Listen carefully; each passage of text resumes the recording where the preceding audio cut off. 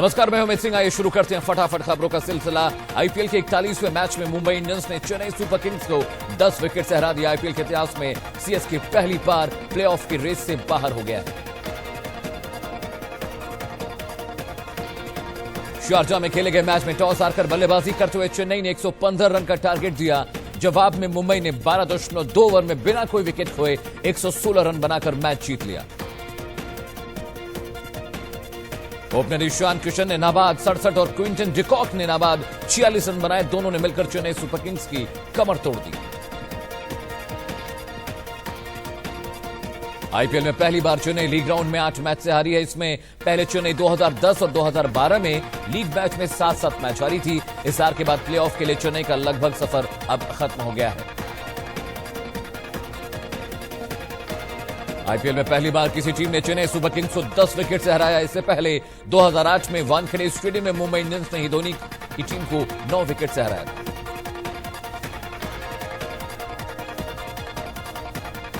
चेन्नई की बखिया उधरने वाले Trent Boult को मैन ऑफ द मैच चुना गया। इस मैच में उन्होंने 4 ओवर में 18 रन देकर 4 विकेट झटके।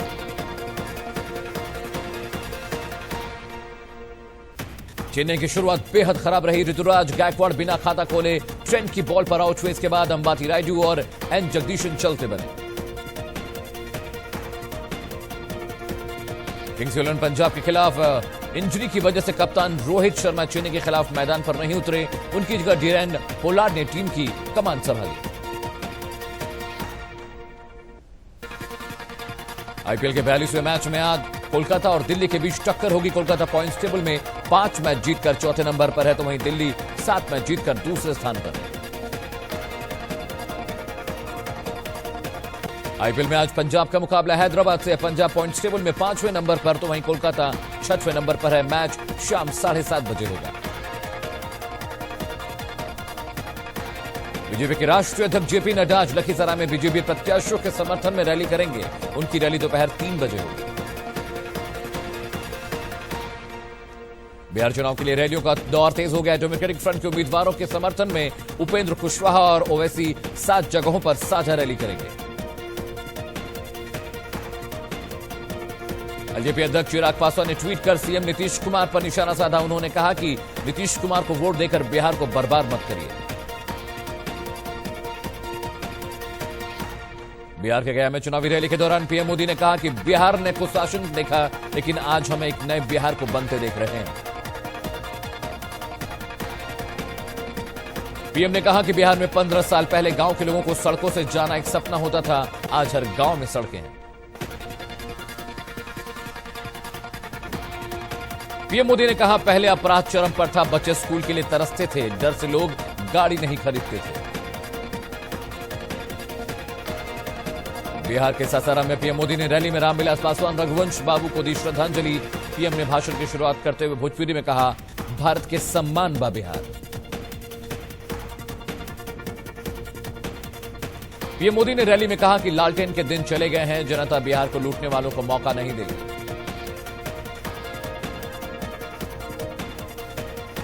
बिहार के सासाराम में रैली के दौरान पीएम मोदी ने की नीतीश की तारीफ। पीएम ने कहा, कोरोना पर बिहार ने अच्छा काम किया है। पीएम मोदी ने विपक्ष पर निशाना साधते हुए कहा, विपक्ष जनता को भ्रमित करके 15 साल पहले का जंगल राज स्थापित करना चाहती है। पीएम मोदी ने लालू पर निशाना साधते हुए कहा कि 18 महीनों में परिवार ने क्या क्या खेल किए, ये छुपा नहीं है। बिहार के नवादा में राहुल गांधी ने रैली में कहा, बिहारियों से झूठ मत बोलिए। पिछले चुनाव में 2 करोड़ रोजगार बोला था, लेकिन लोगों को कुछ नहीं मिला।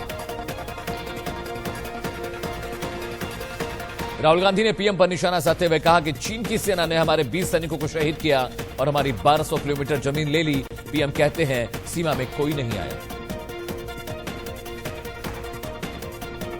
राहुल गांधी ने आदम गोडवी की एक कविता ट्वीट करते हुए कहा, तुम्हारे दावों में बिहार का मौसम गुलाबी है, मगर ये आंकड़े झूठे हैं, ये दावा किताबी है।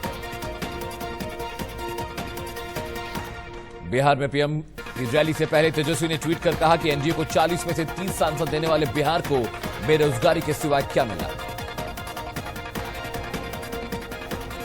बिहार के नवादा में आरजेडी नेता तेजस्वी यादव ने कहा, यूपीए सरकार में लालू ने फैक्ट्रियां लगाई, लेकिन नीतीश राज में बिहार का विकास नहीं हुआ। बिहार में फ्री कोरोना वैक्सीन के वादे पर बीजेपी नेता संजय राउत ने चुटकी लेते हुए कहा कि एक जमीन में घोषणा थी, तुम मुझे खून दो मैं तुम्हें आजादी दूंगा, अब नई घोषणा आई है, तुम मुझे वोट दो हम तुम्हें वैक्सीन देंगे। आयकर विभाग ने बिहार कांग्रेस कार्यालय पर छापेमारी की। इस दौरान यहां से एक कार से 8 लाख रुपए मिले हैं। इस मामले में कांग्रेस नेताओं से पूछताछ हो रही है। बिहार विधानसभा चुनावों के बीच बीजेपी ने एक और वीडियो जारी किया है। इसके जरिए पार्टी ने एक साथ सभी विरोधी दलों पर निशाना साधा है। पीएम मोदी आज गुजरात के लोगों को बड़ी सौगात देंगे। वीडियो कॉन्फ्रेंसिंग के जरिए पीएम गुजरात में 3 प्रमुख परियोजनाओं का उद्घाटन करेंगे। इस दौरान पीएम मोदी किसान सूर्योदय योजना का शुभारंभ करेंगे। इस योजना के तहत किसानों को सिंचाई के लिए सुबह 5 बजे से रात 9 बजे तक बिजली मिलेगी। इस योजना के लिए गुजरात सरकार ने 3500 करोड़ रुपए का आवंटन किया, जिसे 2023 तक पूरा करने की तैयारी है। इसके साथ ही पीएम मोदी डेली कार्डियोलॉजी के लिए एक मोबाइल एप्लीकेशन जारी किया और रोपवे का उद्घाटन भी किया। महाराष्ट्र में एकनाथ गढ़ से एनसीपी का दामन थाम लिया है। शरद पवार ने उन्हें पार्टी की सदस्यता दिलाई। इमरती देवी को आइटम बोलने के मामले में कमलनाथ ने चुनाव आयोग की नोटिस जारी किया है, जिसमें उन्होंने कहा कि बीजेपी ने उनके बयान को तोड़ मरोड़ कर पेश किया है। मध्य प्रदेश हाईकोर्ट की ग्वालियर खंडपीठ के आदेश पर केंद्रीय मंत्री नरेंद्र सिंह तोमर ने पूर्व सीएम कमलनाथ के खिलाफ केस दर्ज किया है। यह कार्रवाई चुनाव प्रचार के दौरान कोविड के दिशा निर्देश नहीं मानने पर की गई है। मध्य प्रदेश के सागर में बीजेपी प्रत्याशी लिफाफे में पैसा बांटने का वीडियो वायरल हो रहा है। वीडियो को लेकर कांग्रेस ने बीजेपी पर निशाना साधा।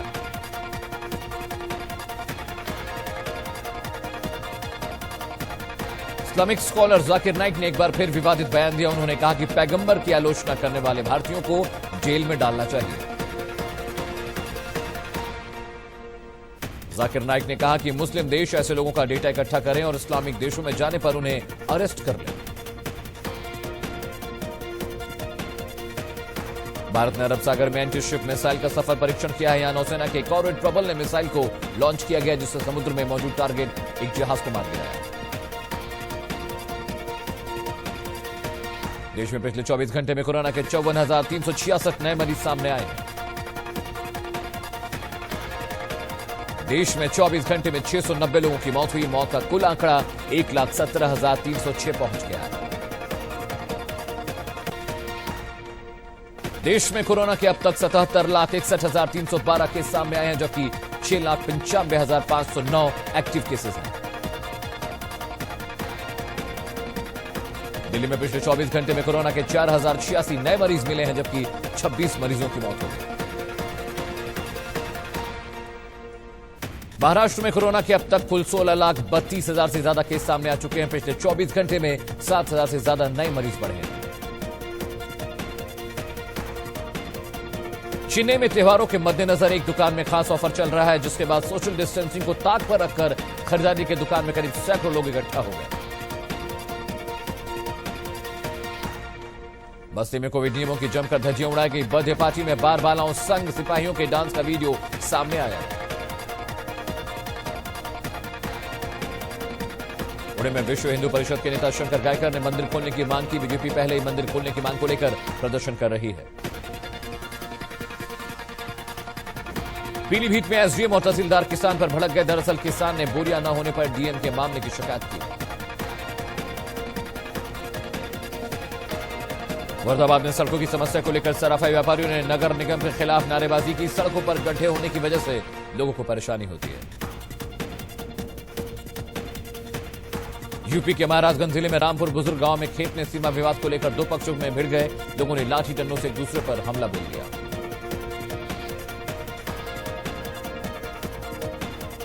कुशीनगर में सौतेले पिता ने 3 साल के मासूम की हत्या कर दी और शव को दफना दिया। हालांकि पुलिस ने आरोपी को गिरफ्तार कर लिया। कुशीनगर में रेप पीड़िता को न्याय दिलाने के लिए लोगों ने थाने का घेराव किया, जिसके बाद अधिकारियों ने मामला दर्ज किया है। पिछले कई दिनों से न्याय के लिए रेप पीड़िता दर दर भटक रही है। गाजियाबाद में बच्चों की लड़ाई को लेकर दो पक्षों में मारपीट हो गई और जमकर पथराव हुए, जिससे 2 लोग जख्मी हो गए। पुलिस ने कई लोगों को हिरासत में लिया। लखीमपुर में एक शराबी ने नाबालिग को गोली मार दी, जिससे वो गंभीर रूप से घायल हो गया। फिलहाल पुलिस आरोपी की तलाश कर रही है।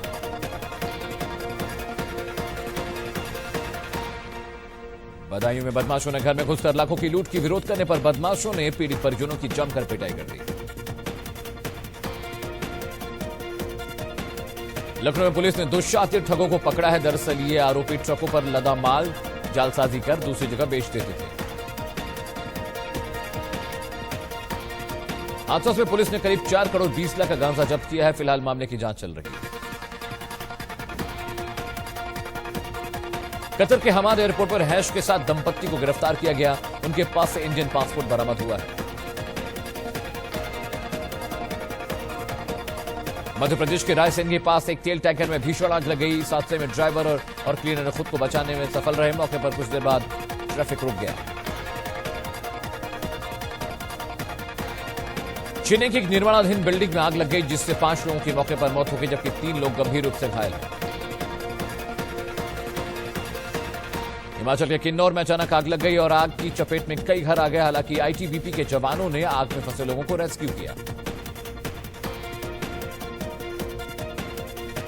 अलीगढ़ में हादसे में 2 लोगों की मौत हो गई, जबकि 3 लोग गंभीर रूप से जख्मी हुए हैं।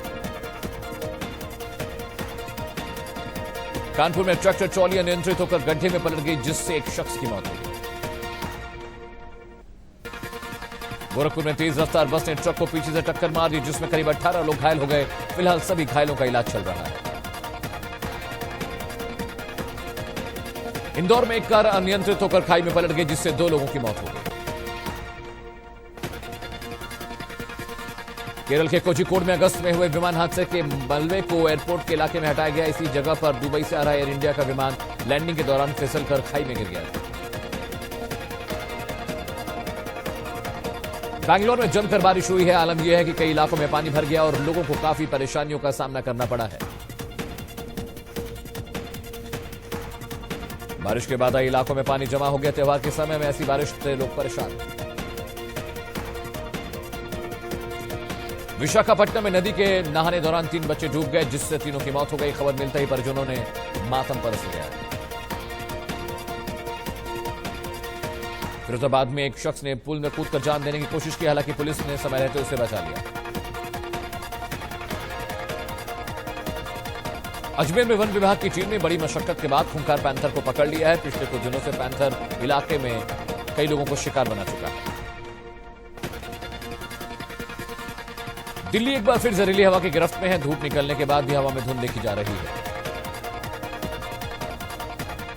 दिल्ली के आनंद विहार इलाके में पुरी नगर निगम की ओर से प्रदूषण के खिलाफ अभियान चलाया गया। इसके तहत वाटर गन की मदद से पेड़ सड़कों पर पानी की बौछार की गई। गोरखपुर में यूपी के सीएम योगी आदित्यनाथ ने महानिशा की पूजा अर्चना की। सीएम योगी हवन और अनुष्ठानों में शामिल हुए। इसके बाद सीएम योगी ने मंदिर के बाहर जौ के पौधे और वैदिक मंत्रों का बीज काटा और जन कल्याण के लिए प्रार्थना की।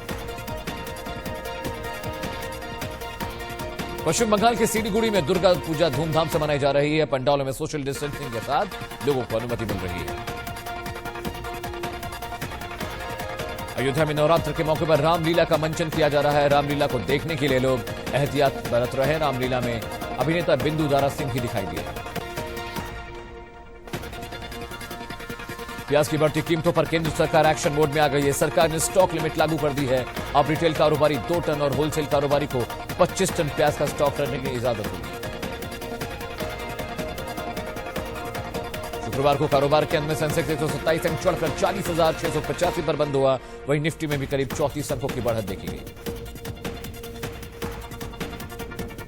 दिग्गज e commerce company Flipkart Birla group की retail company Aditya Birla fashion and retail की 8% हिस्सेदारी खरीदेगी। ये सौदा करीब 1500 करोड़ रुपए का है। चीन की स्मार्टफोन कंपनी एमआई इंडिया ने पिछले हफ्ते त्योहारी सेल में एक हफ्ते में 50 लाख फोन बेचे हैं। कंपनी ने यह जानकारी दी। साल के अंत में देश का पहला made in India supercomputer मिल सकता है। अभी देश में सुपर कंप्यूटर असेंबल किए जाते हैं और इनके पार्ट दूसरे देशों से आयात किए जाते हैं। आतंकियों और आतंकी संगठनों को पनाहगार बना रहे पाकिस्तान को अंतर्राष्ट्रीय स्तर पर बड़ा झटका लगा है। फाइनेंशियल एक्शन टास्क फोर्स ने फैसला किया है कि पाक को अभी ग्रे लिस्ट में ही रखा जाएगा। अमेरिका के वॉशिंगटन में पाकिस्तान दूतावास के बाहर कश्मीरी पंडितों के संगठन और दूसरे समुदाय के लोगों ने प्रदर्शन किया। 1947 में कश्मीर में कबायली के वेश में पाकिस्तानी सेना ने धोखे से हमला किया था। रूस के राष्ट्रपति व्लादिमीर पुतिन ने कहा कि नागोर्नो कराबाख इलाके में आर्मीनिया और अजरबैजान के बीच चल रही जंग में अब तक 5000 से ज्यादा लोग मारे गए। पुतिन ने बैठक में कहा कि दोनों ही पक्षों से 2,000 से ज्यादा लोग मारे गए हैं। पुतिन का बयान ऐसे वक्त पर आया है जब आर्मीनिया और अजरबैजान की जंग तुर्की खुलकर समर्थन में उतर आया है। एयर इंडिया 30 अक्टूबर को वंदे भारत मिशन के तहत पहली बार वुहान फ्लाइट भेजेगी। नई दिल्ली से वुहान जाने वालों के होटल में 14 दिन तक क्वारंटाइन रहना पड़ेगा। डब्ल्यूएचओ ने चेताया कि कोरोना की स्थिति अभी और गंभीर होगी। डब्ल्यूएचओ चीफ टेड्रोस ने कहा कि अगले कुछ महीनों में बेहद टफ होने वाले हालात। दुनिया भर में कोरोना से अब तक 4 करोड़ 23 लाख से ज्यादा लोग संक्रमित हो चुके हैं, जबकि 11,46,000 से ज्यादा लोगों की मौत हुई है। अमेरिका में कोरोना से संक्रमितों का आंकड़ा 86,95,000 के पार चला गया, जबकि मरने वालों की संख्या 2,28,000 से ज्यादा है। मैक्सिको में कोरोना से अब तक 87,000 से ज्यादा लोगों की मौत हो चुकी है, जबकि 8,74,000 लोग संक्रमित हुए। रूस में अब तक संक्रमितों का संख्या 14,80,000 के पार चली गई, जबकि मरने वालों का आंकड़ा 25,000 के पार है।